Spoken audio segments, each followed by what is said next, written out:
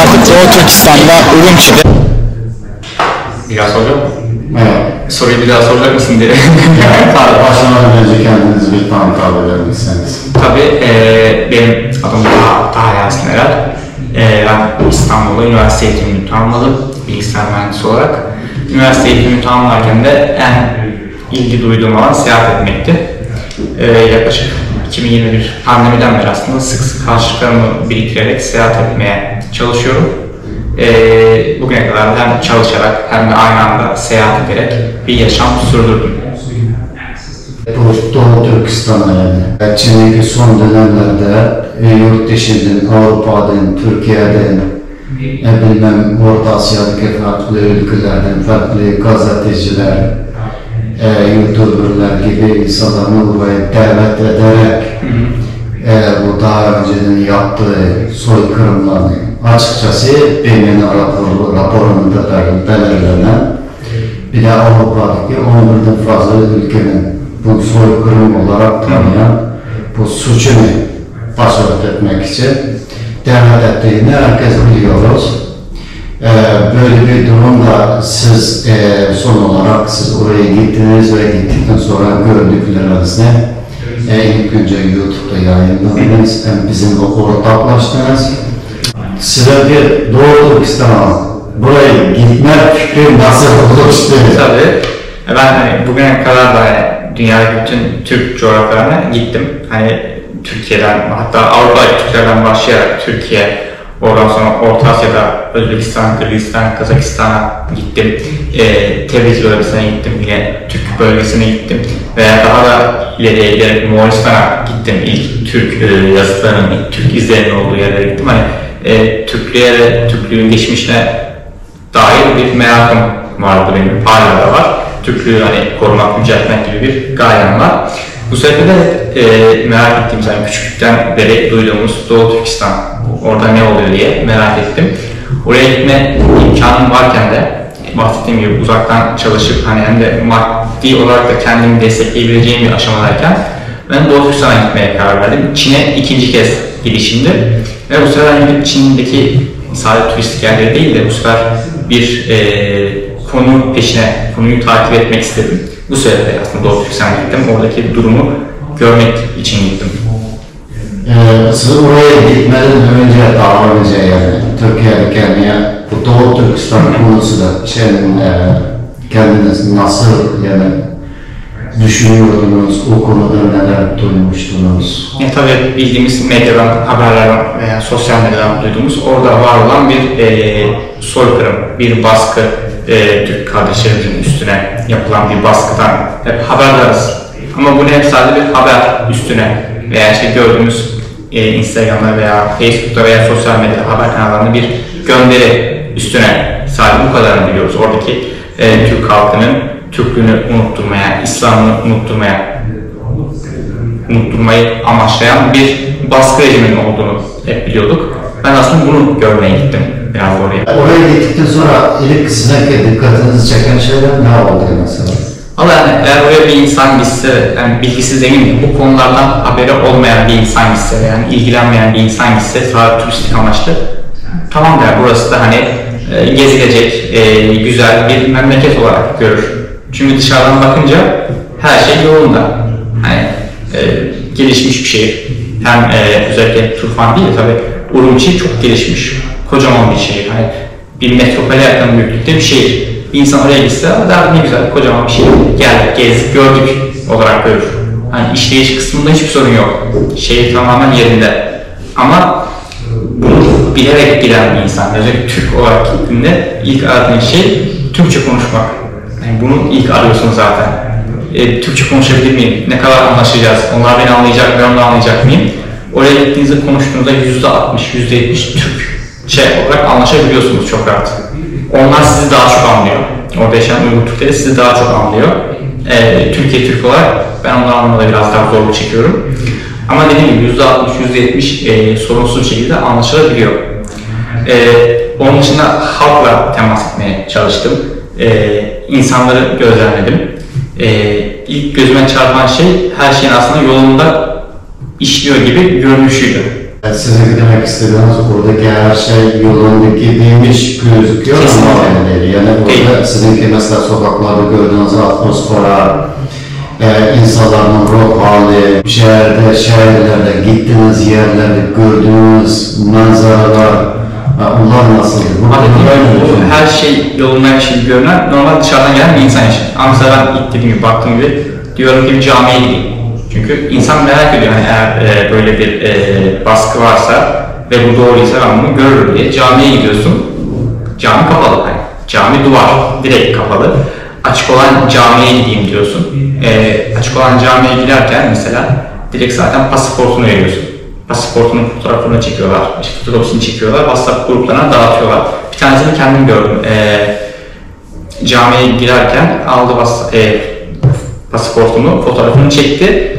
O Türkçe anlıyordu, sordum, gençti yani 25 belki 30 yaşlarında birisiydi. Dedim hani niye fotoğrafını çekiyorsun? Biliyorum niye olduğunu da ben sormak istedim. Biz bunu dedi işte güvenlik için çekiyoruz. Sonra orada gözümün önünde bir WhatsApp grubuna veya WeChat grubuna, tam hatırlamıyorum ama WhatsApp grubu gibi bir şeydi, WeChat grubuydu. Oraya gönderdim mesela. Fotoğrafımı benim pasaportum tutabilecek oraya gönderdim. Veya namaz kılmak için gidiyorsun camiye, cami açık, namaz kılmana izin vermiyor. Diyor ki ezan vakti, namaz vaktinde geleceksin ki namaz kılasın. Mesela Ak Mescid'e gittim, namaz vaktinde. Girdim tamam, daha önceden gittim, dedi ki namaz vaktinde gel. Ben de ikindi vaktinde gittim, ezan vaktinde. Tabi dışarıda ezan kılınıyor. Dedim ikindi namazı dedim, girebilir miyim? Gir dedi, gittim, kimse yok, tek başımayım. Namaz kılacağım. Tabi nerede namaz kılarsın, gidersin, en önde kimse olmak için namaz kılarsın. Başladım ben namaza, arkadan beni çekti, burada namaz kılamazsın dedi. Beni arkaya, yani kadınların bölgesine gönderdi. Dedim, burada namaz kılınmaz yani dedim, ben şu an burada kılmam gerekiyor. Yok dedi, sen dedi, arkada kalacaksın dedi. Arka tarafta kapalı cami olunca da arka taraf iyice karanlık. O karanlıkta tek başına namaz kıldım mesela. Yani sizden başkaları var mı diye? Hiç kimse yok, sadece ben tek başımaydım. Sizin bahsettiğiniz o saat yani ikindi namaz vakti. O vakti kimse yoktu. Arkadan camide kimse yok, sizi gönderdiği yer arkadaki bir kadınlar kısmındaki karanlık alanda. Dedim bari ışıkları yok, ışıkları yak dedim ben. Çünkü karanlık benim zifiri karanlıkta namaz kıldım mesela. Orada kısa şöyle bir şey var, normal burada eskide kısa bir dönem vardı. Mesela Ramazan'da fakat teravih namazlarında kadınlar namaz kılıyor. Başka vakitlerde kadınlar camiye gelmiyor oradan. Sizin bahsettiğiniz o kadınlar kısmı dediniz. Şimdi o eskide yani namaz vakti yetişen yerler arkada namaz kılıyordu. O bir yere göndermiş olabilir. En arkaya gönderdim. Ben karanlığın için tek başıma kıldım.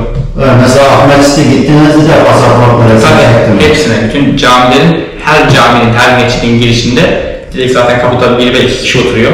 Ak Mescid'in girişinde 2 kişi oturuyordu mesela. İki tane yaşlı adam var ve 50-60 yaşlarındaydı. Tam bilmiyorlardı. Yani Uygur değillerdi, Çinlilerdi. Çünkü konuşamadık onlarla. Türkçe konuşamadık. Bunlar bana Çince söylediler. Ben dedim Uygur musunuz? Hani Uygurca konuşalım. Yok. Onlar dedik Çinliydi. Google Translate'ten çeviri uygulamasından konuştuk. Fotoğrafını direkt çekiyorlar. Önce ön sayfasını çekiyorlar, adamın soyadının olduğu. Sonra içini bir karıştırıp geri veriyorlar.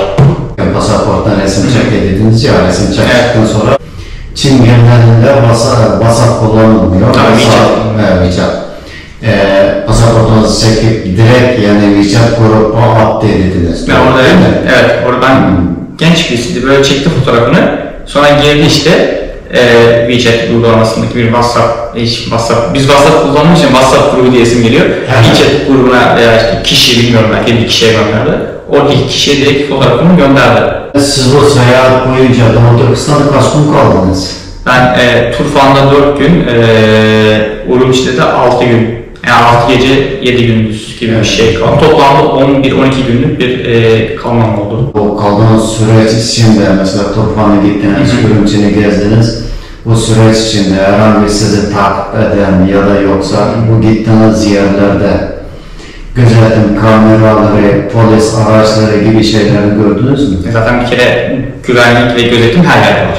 Hani adım attığınız yerler zaten bu çok meşhurdur içinde. Her yerde kamera var, direkt her yerde izleniyorsunuz. Özellikle Urumçi'de her yerde polis var. Yani adım başı polis var.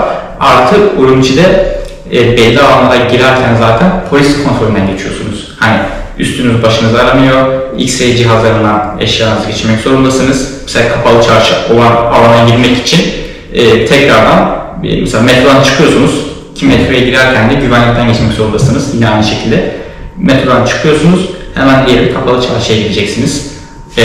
Orada bile tekrardan sıfırdan üstünüz başınız aranıyor, eşyalarınız aranıyor ve öyle giriyorsunuz. Her yerde polis gözetleme noktaları var. Yani tamamen bir abluka altında diyebilirim aslında.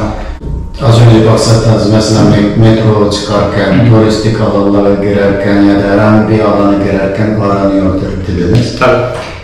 Orada da mesela insanın yüzüne yani bu skan yapan kameralar var mı? Her yer. Her yer. Yüzünün tanınmadığı bir yer yok. Yani yüz tanıması her yerde yapılıyor. Herhalde bildiğim gibi belki tuvalete girerken bile yüz tanımıyordur yani. Her yerde. Mesela şey olmuştu ben, bir önceki seyahatimdeydi yine Çin'de. İşte bir yerde metroya girdim. Fakat ben daha önce herhangi bir şekilde metroya girişinde veya uygulamadan yüzümü taratmamıştım hani. Çünkü ben sadece işte kartla ödüyordum, aldığım kartla daha kolay geliyordu.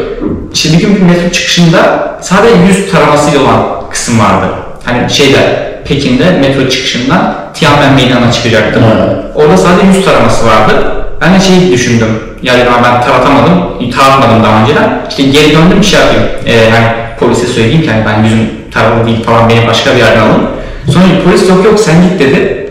Gittim ve yüzümü tarayınca direkt açıldı mesela kapı. Çünkü benim yüzüm muhtemelen başka bir yerde tarandığı için ben zaten o sisteme kayıtlıymışım.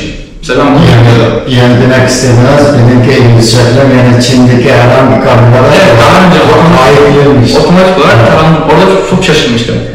Böyle durumlar Doğu Türkistan'da yani Urumçi'de karşılaştınız mı? Urumçi'de ben yüz taraması dediğim gibi bütün metrolarda var zaten. Yüz taraması. Yüz taraması kesinlikle var. Ben olabildiğince onları kullanmadım. Çünkü ne kadar senden önlem alıyorum desen de onlar seni tarıyorlar ve izliyorlar. Ki ister istemez de WeChat kullanıyorsun. Yani istememe şansın yok, mecbursun WeChat ve Alipay kullanmaya.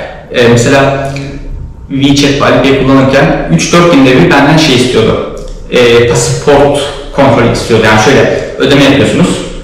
Ödeme yapıyorsunuz işte WeChat üstünden QR kodla veya telefonun NFC'siyle. 3-4 günde bir hata alıyordum ben. Diyor hani pasaportumu tarat sıfırdan. Ben işte 3 günü taratmışım, hani yine kullanmışım. 3-4 günde bir sıfırdan pasaportumu taratıyordum WeChat ve Alipay'e. Mesela bazılarında istiyor, sadece pasaportunu çekmeni istiyor. Bazısında sadece yüzünü taratmanı istiyor telefon kamerasından. Mesela en son istemişti, hatta fotoğraf hala duruyor. Kamera yani telefonu böyle tutarak, telefon böyle duracak. Pasaportum elimde olacak ve yüzüm açık olacak. Bizzat için. Evet. Ödeme yapamıyorsun yoksa kullanamıyorsun hiçbir sistemi. Her yerde seni aslında yüz taratmaya mecbur bırakan bir sistem var. Turfan'da ya Urumçi'de Uygurlarla beraber temas kurdunuz mu? Yani çok denedim, konuştuğum da oldu. Ama ben ne zaman hani Türkiye'den geldiğimde en başta oluyor hani o hoş geldin nasılsın gibi çok sıcak bir karşılama oluyor. Bundan hiçbir sorun yok. Çok harika. Konuşmaya başladığınızda zaten dediğim gibi anlaşabiliyorsunuz. %60-%70 çok rahat anlaşıyorsunuz. Ondan sonra böyle bir iki soru sormaya yeltendiğimde direkt yön değiştiriyorlar. Direkt konuşma yolu kesiyorlar. Yani direkt kesiyorlar yani konuşmayı. Hani diyorum işte... Yani bir şekilde kaçınıyor. Kesinlikle mesela getiriyor, konuşuyoruz işte yemek çok güzel, hava güzel falan filan. Sonra lafı getirmeye çalışıyorum. İşte bu camiler hani niye kapalı falan gibi bir iki soru sormaya yelteniyorum. Yani soru sormuyorum çünkü oradaki insanların durumunu biliyorum, onlara incitmek istemiyorum. Ben direkt böyle soruyu sorar sormaz yanıma ayrılıyorlar mesela. Bir şey söylemekten, konuşmaktan çekiniyorlar. Kiraladığınız takside, bindiğiniz araçlarda ya da ne bileyim öyle birebir temas ettiğinizde öyle insanlar da sizle nasıl konuştu? Mesela taksici taksici kişisiyle, taksici abiyle diyeyim, onunla daha olacağını düşündüm. Çünkü o Türkçe konuşuyordu. Çok daha rahat bu konuları konuşabileceğimi düşünüyordum. Ki o gece sabah 8'den akşam 7-8'e kadar full beraberdik. Hani yedik, içtik, yemek yedik, sohbet ettik. Hani artık samimiyeti yakalayıp bazı sorular sorabileceğimi düşünüyordum o abiye. Ama ne zaman o mesela konuşuyoruz, gülüyoruz mesela. Bir şey söylüyorum o konularla ilgili, hassas konular veya önemli konularla ilgili direkt susuyor. Anında susuyor, direkt modu değişiyor. Ama hemen peşine başka bir konu açtığımızda rastgele yine aynı samimiyette cevap vermeye başlıyor. Ama ne zaman böyle hani işte bir politikayla ilgili, yönetimle ilgili sorular sorduğundaysa direkt kesip atıyor. İnsanlar da yani. Kesinlikle. Baskı bir şekilde işleyene kadar işlemiş. O süreç içinde orada gözlemlediniz. Oradaki durumlardan yola çıkarak sizinki hissettiniz yani. Onlarda neyi düşündünüz yani orası konuda? Orada yani çok büyük bir korku hakim.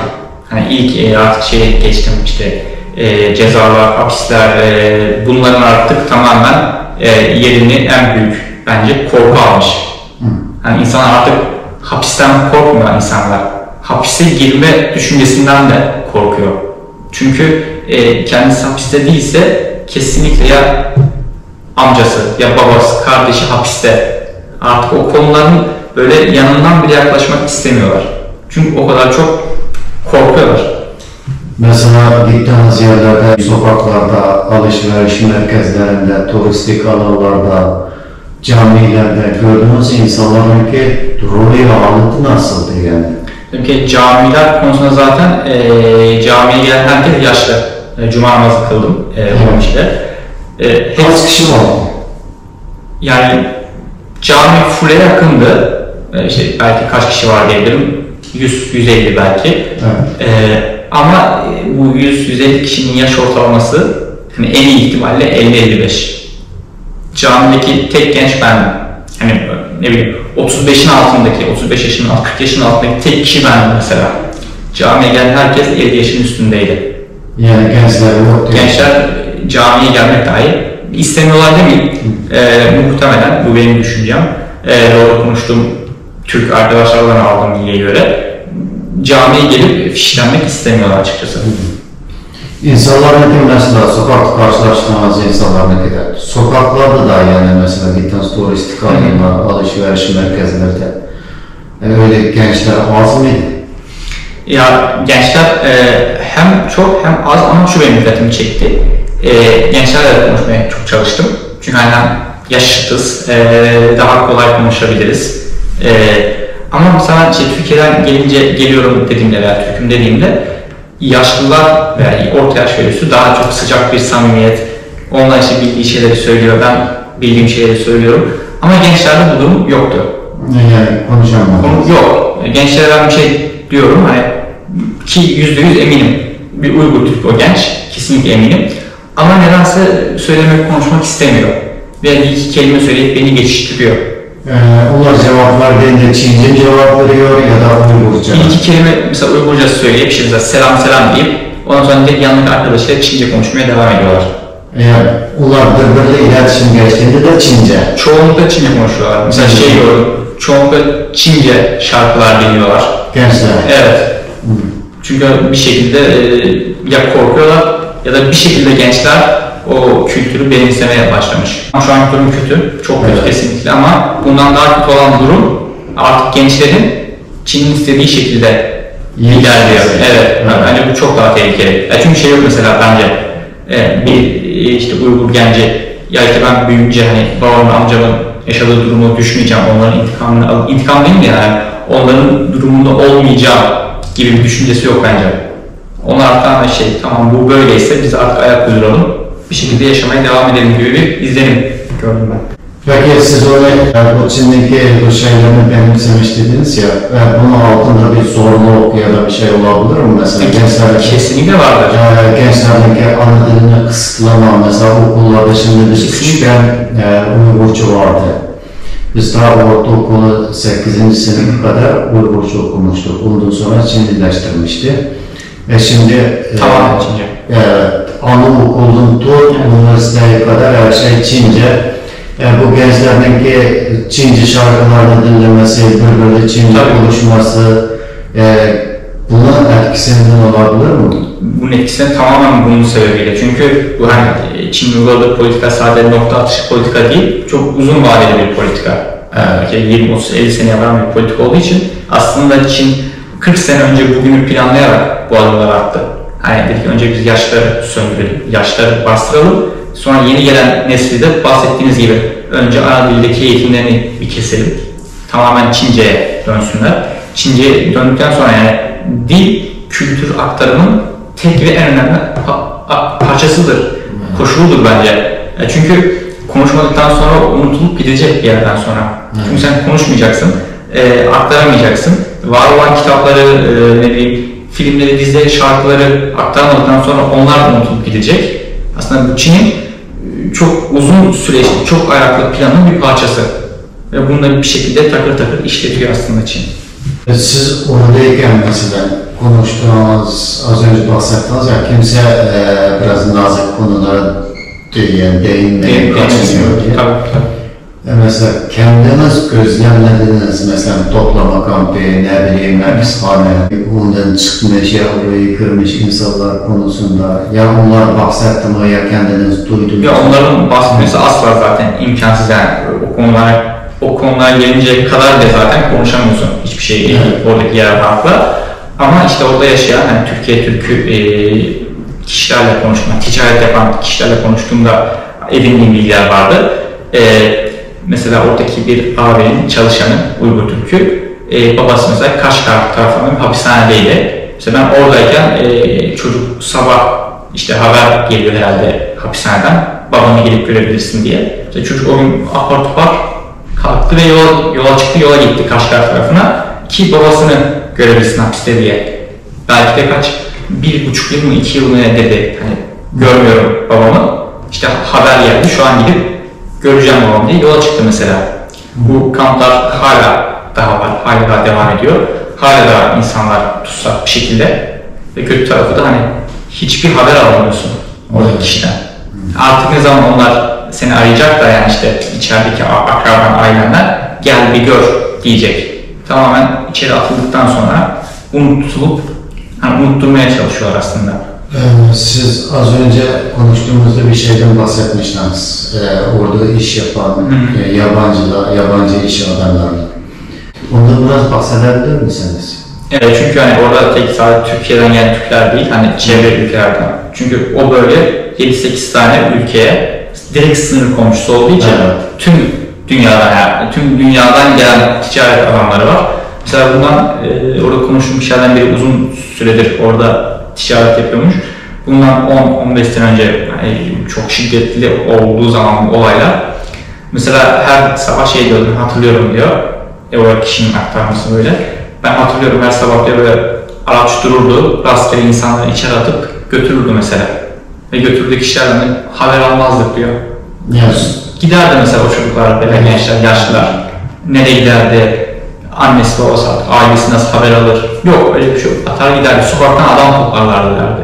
Veya derdi mesela Ramazan'da eğer sahur vakti derdi, lamban yanıyorsa derdi, hemen sabahına baskın yaparlardı.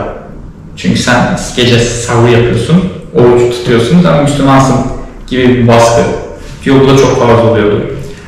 Bizi tuttuğumuz, kiraladığımız evlerden defalarca çıkardıklarını söyledi. Çünkü bir baskı var. Orada barınmanı istemiyor senin açıkçası. Evet. Başka ne anlatabilirim? Mesela bu yine konuştuğum burada ticaret yapan abilerden, kişilerden aldığım bilgilerden bir tanesi şu. Orada mesela insanları alıyorlar, hani sokaktan alıyorlar, hapse gönderiyorlar ve senelerce haber alamayanlar oluyormuş. Mesela düşünsene, hani kardeşin gidiyor ve nereye gittiğini bilmiyorsun. Evet. 2 sene sonra belki birisi arıyor, diyor ki gel kardeşini gör. Yani bana inanılmaz üzücü, inanılmaz kötü bir şey geldi bu. Çok bilmiyorum yani, Allah yardım etsin. Evet. O benim başımızdan geçmişti. 6 ay, 7 ay kadar bizim evdekiler dedim ne olduğunu bilmiyorum. Hani mesela öldü desen, yani insan der ki tamam öldü, hani mezarı burada, öldü. O da yok, hani öldü mü, sağ mı, bir yerde mi bilmeden yaşamaya çalışıyorsun. Oradaki vakalarını, oradaki son durumunu, onu gözetlemek için de insanda bir yapı olması gerekiyor. Sizinki bunu yurt dışına çıktıktan sonra bizim ortaklaşmamız, medya ortaklaşmamız bu çok iyi bir şey. Yine sormak istedim. Siz Doğu Türkistan'a gitmeden önce, mesela sosyal medyada, haberlerde gördüğünüzle oraya gittikten sonraki gördüğünüz durumlar yani örtüşüyor mu? Yani örtüşü taraf da var, örtüşmeyi taraf da var. Şimdi orada hani sosyal medyada zaten bence çok soyut kalıyor sosyal medyada. Sadece şey diyor, baskı var diyor. Tamam baskı var ama nasıl baskı olduğunu hiç bahsedilmiyor. Hani insan mesela baskı var da şey düşünün, oradaki insanlar yaşıyor bir şekilde özgürce demeyelim, bir şekilde yaşıyor. Ama dışarıdan bir baskı var. Hani Çin hükümetinin bir baskısı var gibi düşünür bence. Ama oraya gidince artık durumun bunu çok aştığı aşikar. Yani artık baskı nasıl diyeyim, yıkıp geçmiş yani o baskı artık. Yani baskı buradaki durumlarında yani hep kalıyor. Kesinlikle dümdüz etmiş yani o baskı denen şey. Çin'deki çok çalışan, çok yani bu konuda çok ilerlemiş gibi, çok modernleşmiş gibi öyle bir şeyler ne? Türkiye'de birçok insanlar öyle düşünüyor. Mesela Çin'in bahsettiğinizden çok zekiler, çok zenginler, çok çalışanlar gibi ben çok duydum Türkiye'de konularını. Sadece bu Türkiye değil, Avrupa'dan başka ülkeler de aynı. Bu Çin konusu çıktığında o insanlar çok çalışan, çok zeki, çok akıllı gibi öyle bir şeyler konuşuyor.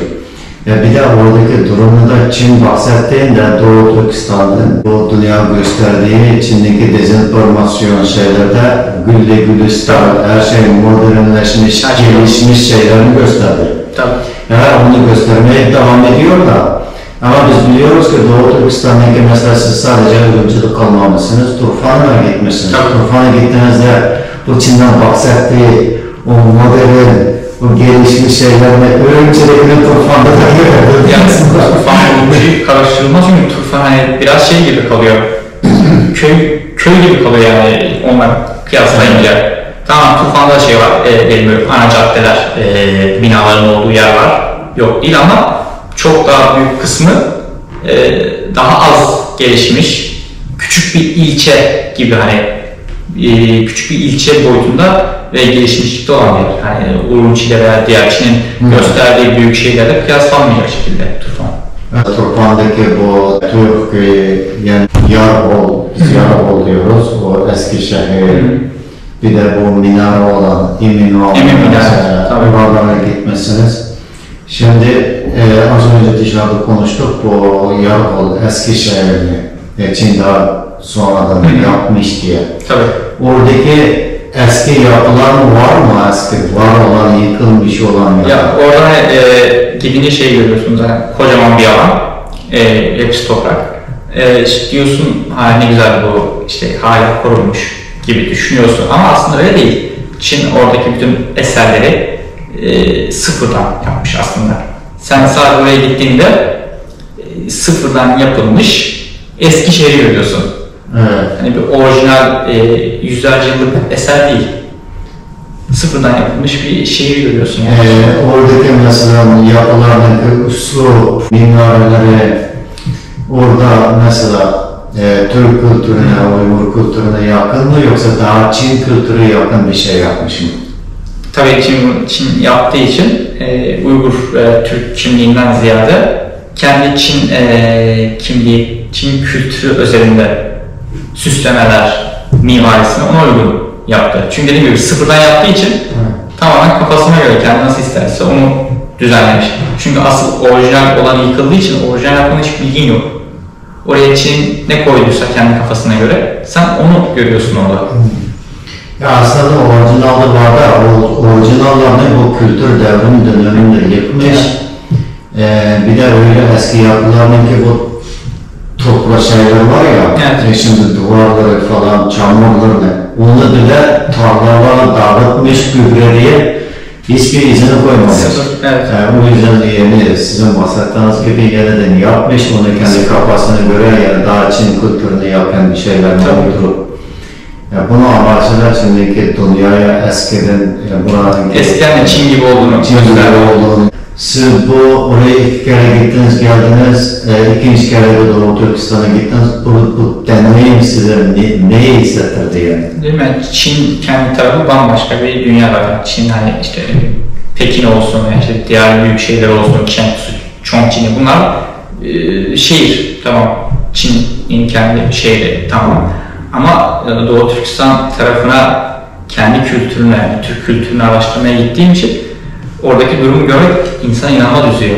Çünkü hani orada şu anda Çin'in inanılmaz derecede, yani bu bir karşılıklı bir savaş değil de karşılıklı bir mücadele ise Çin'in şu anda baskın geldiğini görüyorsunuz. Çünkü bahsettiğim gibi bence en tehlikeli olan kısım gençlerin, artık çocukların kaybedilmesi. Çünkü mesela tamam siz bunun için uğraşıyorsunuz veya sizin yaşıtlarınız, arkadaşlarınız, ama 20 sene sonra siz yaşlandığınızda bunu devam ettirecek kimse olmayacak. Tehlikeli kısım burası. 20 sene sonra, 30 sene sonra unutulmaya başlayacak. Yani tehlikeli kısım burası. Yani bu konu nasıl son 50-60 senedir gündemdeyse, yani 70 senedir diyelim, bu neden sizin babanızın veya siz de yakın akranlarınızın sayesinde. Ama bundan 20 sene sonra aynı şey olacağını ben düşünmüyorum. Çünkü gelen gençler bu mentalitede, bu fikirde değil. Yani yeni jenerasyon daha aslında olmuş şekilde. Kesinlikle, bence kesinlikle evet. Onlar tamamen biz hayatımızı yaşayalım ve geçelim gibi düşünüyorlar bence. Evet, siz oranı gördünüz, son durumlarını kendi gözünüzden denetlediniz, burada bir deneyim yaptınız.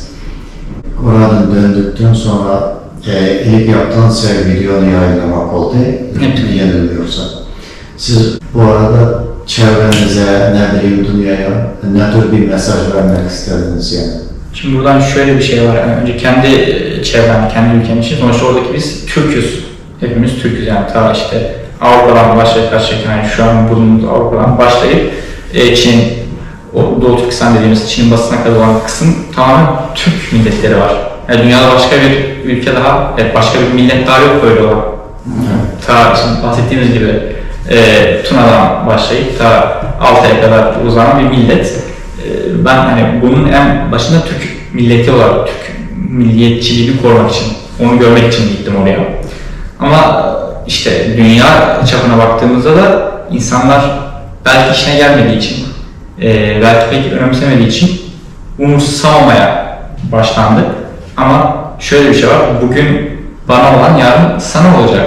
Hani şey denir ya, ayarını bozduğun terazi gün gelir seni tartar diye. O yüzden hep doğru olmak gerekiyor. Hani bugün burada bir soykırım varsa bunu söylemeli. Çünkü yarın başka bir yerde de olabilir. Önemli olan kişiye, tarafa, millete göre değil, doğru ve yanlışa göre davranmak. Orada yapılan yanlışsa herkesin yanlış demesi lazım. Yoksa yarın öbür günde keyfimize göre başkasını görmezden geliriz. Başkasını umursamayız. Ama yanlış.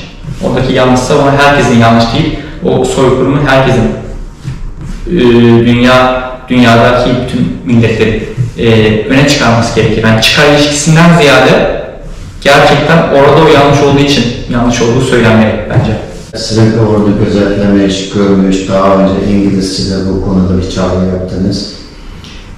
Sizin oradaki gördüğünüz durumlardan sonra Birleşmiş Milletler olsun, Avrupa Konseyi olsun ya da Türk dünyası olsun, cümleden Türkiye olmak üzere işlerde. Bu konuda ne yapmalı, nasıl bir tavır tutmalı, bu konuda ne düşünüyorsunuz? Bence şöyle ki, yani tabii ülkenin siyasi durumları değişir, kötü olur, iyi olur, yükseğe çıkar, aşağı iner, bu ayrı konu. Bu kendi ülkelerin kendi iş meselesidir ama en yakın bahsettiğim gibi Altay'dan Tuna'ya var olan bir Türk kimliği var. Hani içerideki siyasi ideoloji ne olursa olsun, tamam o içeride kalsın ama dışarıda kesinlikle bir Türk kimliğini bütün bu Türk milletlerinin el üstünde tutması gerekiyor. Dediğim gibi içeride kavga edersiniz, savaşırsınız, tamam sorun yok. Kendi iç meselesi çünkü olur. Ama dışarıda sen nesin? Sen Türksün. Yani ne denir? Ne denir? Dinden kopulur, dinden ayrılırsın ama milletinden kopamazsın. Yani sen nereye gidersen git, Sen nesin? Aynısın. Nerede doğdun, nesin sen? Türksün, Türksün yani. İç meselen kendi ülkelerin bir şekilde hallolur. Ama dışarıya çıktığımızda bütün Türk milletlerinin bir birlik halinde olması gerekiyor. Yani şeyden bahsetmiyorum. Koca bir Türk birliğinden değil. Ama bu gerek siyasi, gerek ekonomi, gerek turistik, gerek fikir birliği olarak bir Türk birliğinin sağlanması kesinlikle gerekiyor. Çünkü biz bunu sağlamazsak bahsettiğim gibi genç nesil, gelen nesil bunu daha da unutmaya başlayacak. Düşünsene, Avrupa'dan başlayıp içine kadar olan bir milletin bir fikir birliğinde, bir aynı amaç birliğinde olduğunu ne kadar muazzam olur. Aslında en basit bir fikir birliğinin kurulması gerektiğini düşünüyorum ben. Bu konuda Türkiye'nin mesela bu Uygurlar konusunda şimdi Türk devletleri içinde Kazakistan'dan kalsa Türkiye en çok Uygur yaşayan bir ülke. Ayrıca Uygurlar konusunu en sık gündeme getiren ve Uygur diasporası için bir sahne veren bir ülke Türkiye. Şimdi o Doğu Türkistan'daki deneyimlerimizden sonra Türkiye konusunda bu konuda ne yapmalı, ne düşünüyorsunuz? Yine ben aynı noktaya varacağım. Ne olursa olsun biz aynı milletiz orada. Hani orası tamam Çin'in içinde o konuda hiçbir şey yok. Hani Çin'in içinde ayrı bir devlet, millet değil. Kesinlikle biz kendi milletimiz olduğu için, kendi ırkımızdan olduğu için oraya destek vermeliyiz. Oradaki insanlara gerekirse hani oradaki insanlara maddi manevi bir destek verilmeli. Çünkü en net dediğim gibi bu Türk kimliği, hani üstünde çalışılan, üstünde oynanan olay ve konu Türk milleti olduğu için bu konuya özen gösterilmeli. Hani ne olabilir? Mesela Türk devleti olarak, Türkiye Cumhuriyeti olarak daha sık seyahatler belki düzenlenebilir. Ki mesela Urumçi'den direkt uçuşlar başladı geçen sene. Bu aslında güzel bir işaret. Ne kadar belki küçük görünse de aslında bu önemli bir işaret. Veya geçen sene oraya giden Dışişleri Bakanımız güzel bir işaret. Çünkü oraya hani böyle önemli adımlar oldukça bir şekilde bu konu gündemde kalacak. Yani ne olursa olsun oradaki bağın koparılmaması gerektiğini düşünüyorum ben. Yani son olarak şimdi sizin tanıklığınızdan o görüp geldikten sonra sizin medyada oradaki durumda anlatmanızdan ilham alıp bu tür bir şeyler yapmak, ya bu tür bir şeyler kalkışmak isteyenler demek istediğiniz şey. Değil mi? Yani burada sonuçta mesela referans kestim bir saniye. Yakında mesela Türkiye medyalarında gündem oldu. Türkiye'nin bir sürü muhabirler, gazeteciler Çin devlet ederek Çin'in devlet gazetesi Doğu Türkistan'ı gezlerden tozdurdu. Bunlar geldikten sonra daha dün başlayıp Çin'in propagandasını yapmaya başladınız. Evet. Siz bu konuda yani ne düşünüyorsunuz? Ya şöyle bir şey var. Yani, ben şu an söylemiyorum. Yani gitsin oraya gizlice gitsinler, savaşsınlar değil. Hani olan zaten bu. Hani hiçbir çaba göstermeden sadece olan gösterilse durum bu zaten. Hani o başka şekilde oyunların altına oyunlarla gösterilmeye gerek bile yok. Sadece gidip otur meydanda ve izle. Yani ne olduğunu zaten göreceksin sen. O yüzden hani bu ve benzeri bir şekilde bir seyahat, bir çalışma yapılabilir mi? Kesinlikle yapılabilir. Çünkü dediğim gibi herhangi bir ekstra çaba sarf etmeye gerek yok. Çünkü durum zaten çok kötü. Hani olanı göstermek gerekiyor. Tabii da Çin'in kendi çabaları var. Olanı daha güzel göstermek gibi. Evet. İşte gerekli influencer'ları ülkeye çağırmak veya oraya giden kişilerin, yabancı YouTuber'ların mesela ne güzelmiş, işte insanlar dans ediyor, yemekler güzel, hava güzel, ortam güzel, çok teknolojik için. Bakın yüzümle metroyu açıyorum, çok güzel gözüküyor onlar için. Ama aslında olay böyle değil. Bunu da göstermek yine bize düşen bir görev. Biz bunu ancak gösterebiliriz. Bence yani bu amaçla yapılacak seyahatler bence yapılmalı. Yani korkacak hiçbir şey yok. Yani ne olabilir ki Allah aşkına yani? Neyden korkacağız hani? Bizi asıp kesip öldürecek halleri yok orada. Bu kadar da değil yani. Bu kadar söyleyeceklerim. Uygur diasporası dahil olmak üzere sizin çevreniz, akrabalarınız, tanıdıklarınız buraya görüp geldikten sonra onlarla en çok merak eden şey ne oldu? Bana hiç şeyi sordu mesela en çok soran. Hani gerçekten öyle bir şey var mı? Yani yine hep bu soruluyor. Gerçekten öyle mi? Çünkü biraz şey var herhalde. Belki bu Çin'in başarısı olabilir hani. Tamam bir şeyler vardı ama artık öyle değil. Yani bir şeyler var ama abartılıyor gibi. Çünkü herkesin sorusu şey, ya gerçekten o kadar mı ya hani camiler var kapalı mı falan hani bunları soruyorlar. Çünkü belki şey inanıyorlar hani ufak tefek sürtüşmeler var. Evet. Ufak tefek konular oluyor hani insanlar çatışıyor olur hani. Orada Çin'in dezenformasyonları da bayağı var. Yani burada gerçekten yani Çin'in onlar tarafından bir başarısı bu. Çünkü insanları bunu düşünmeye başlamışlar. Gerçekten öyle mi? Hani bunu en çok aldığım soru benim oydu yani. Gerçekten öyle mi? Siz onu gerçek dediğinizde onların tepkisi nasıl oluyor? Tabii şaşırıyorlar, üzülüyorlar ama önemli olan insanların kafasına o soruyu sokmamak ki ama şu an Çin bunu başarmış görünüyor. Yani en bence eklenecek şey burada kesinlikle Türk kimliğinin hani en batıdan en doğuya şekilde korunması gerektiği. Çünkü ne olursa olsun hani ülkeler bir şekilde hallolur, kendi işlerini hallederler ama burada en önemli olan şey bizim ırkımızın üst tutulması ve ileriye taşınması olduğunu düşünüyorum. Ben teşekkür ederim.